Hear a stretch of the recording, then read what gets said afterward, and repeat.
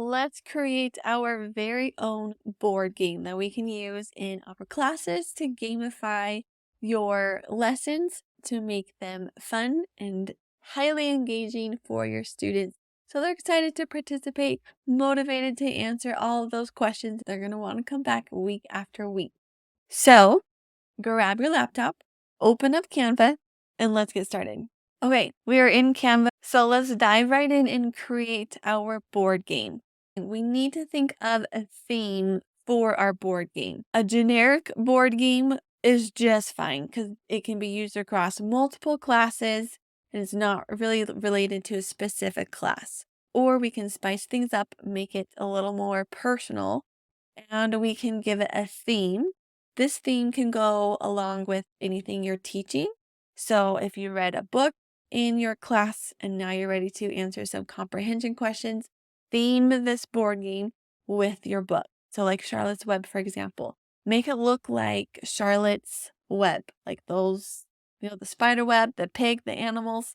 Or you can theme it's towards your students' interests. So what are your students into? Are they into sports? Do they participate in sports? Music, plays? Do they really like the outdoors, camping? And then you can theme your board game around what they like.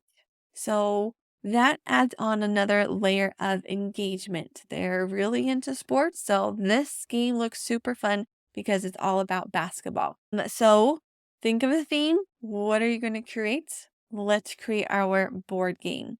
I'm going to create a theme of the outdoors. I'm going to kind of have that seasonal theme. It's summer, camping's a fun outdoor, boating, lake, the ocean. Let's do camping. So I want a background image. So I'm going to type in camping. I'm going to look for a fun photo in the background. I kind of like this one with the campfire. I'm going to adjust it to fit my whole screen, and then we want to kind of adjust that transparency. That way our board and characters stand out, but you still see this image in the background. Okay, on your board, you need a start, you need a finish, and then you need the path to go from start to finish. And then we're going to think about like shortcuts. There's always a move back to go forward 1, or clap your hands 5 times if you land on this, or answer this question if you land on this square. We'll get to there, but that's where we are headed. I like to use the circle image. So I just clicked C on my keyboard, and that's going to be my path. A little pro tip here, we're going to make one circle exactly how we want it, and then we're going to duplicate it. That way they're all the same. So duplicate, right click, and duplicate, right click, and duplicate. Let's see, I'm going to get a start point and an end point here. I'm starting, maybe we start at our house and we end up at a campsite. So I'll put the start down here and then we end up at a tent. That one.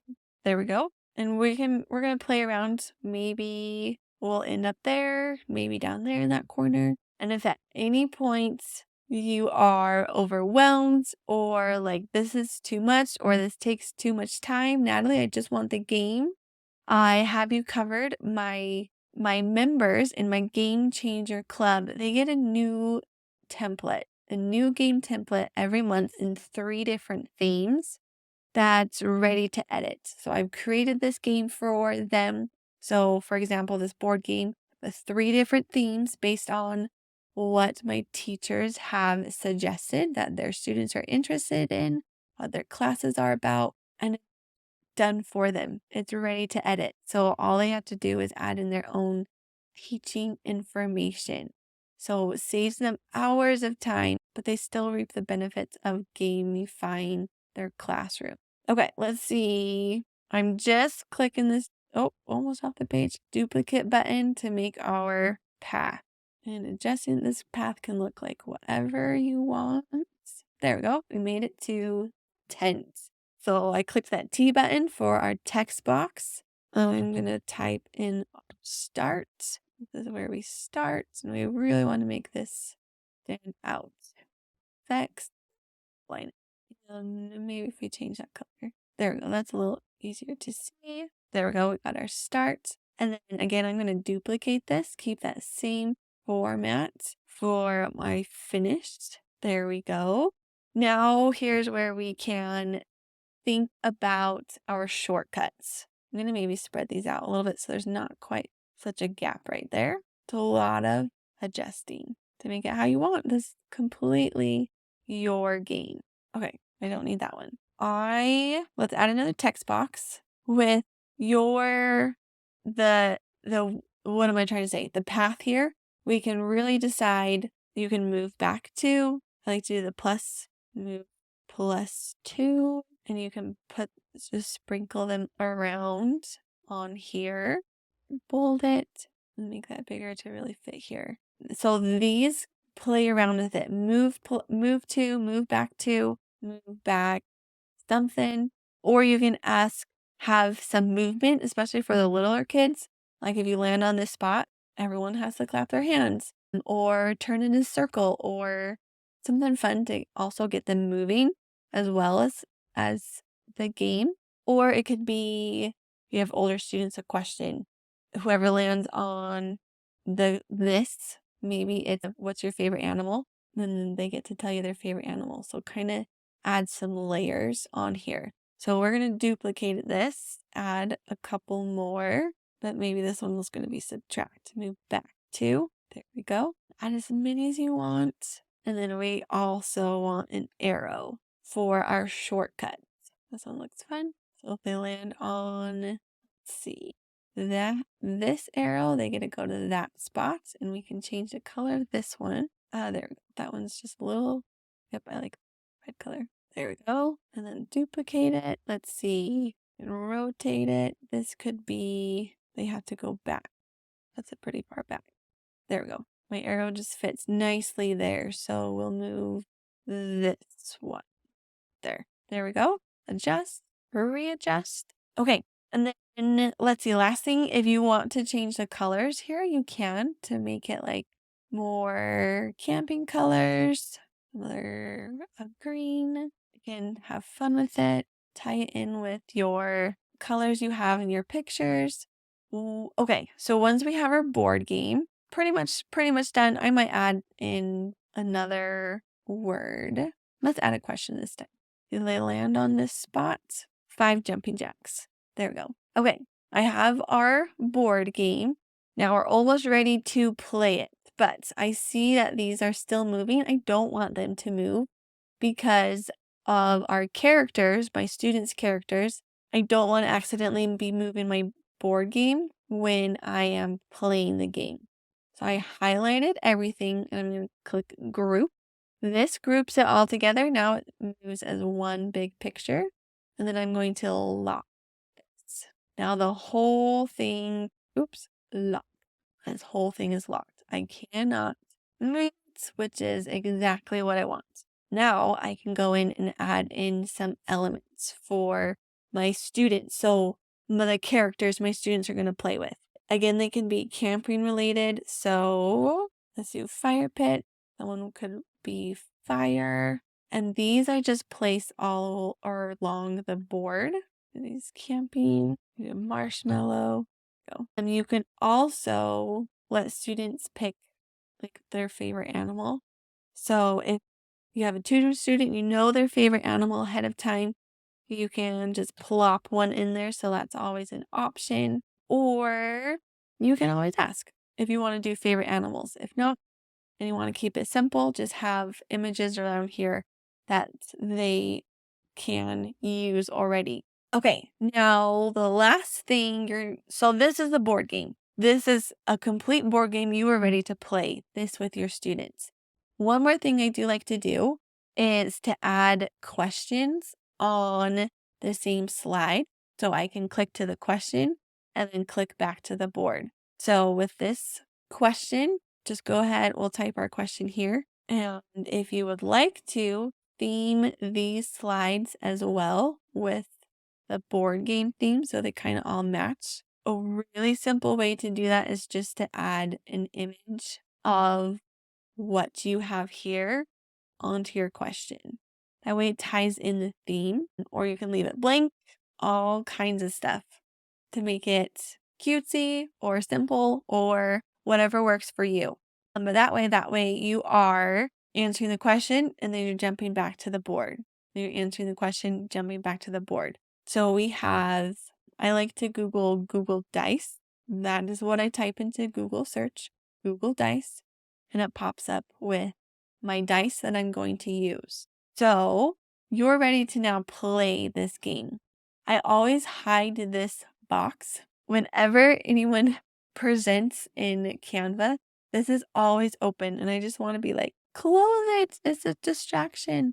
And that way it's just the board. I also teach in Zoom, so I highly recommend you share a portion of your screen, not your entire screen. And I have a video right here that will show you how to share a portion of your screen on Zoom. What that does is will let your students see this board game, but nothing else. But you have access to all of Canva because you need to be able to move these pieces. You cannot click present because these images will not move.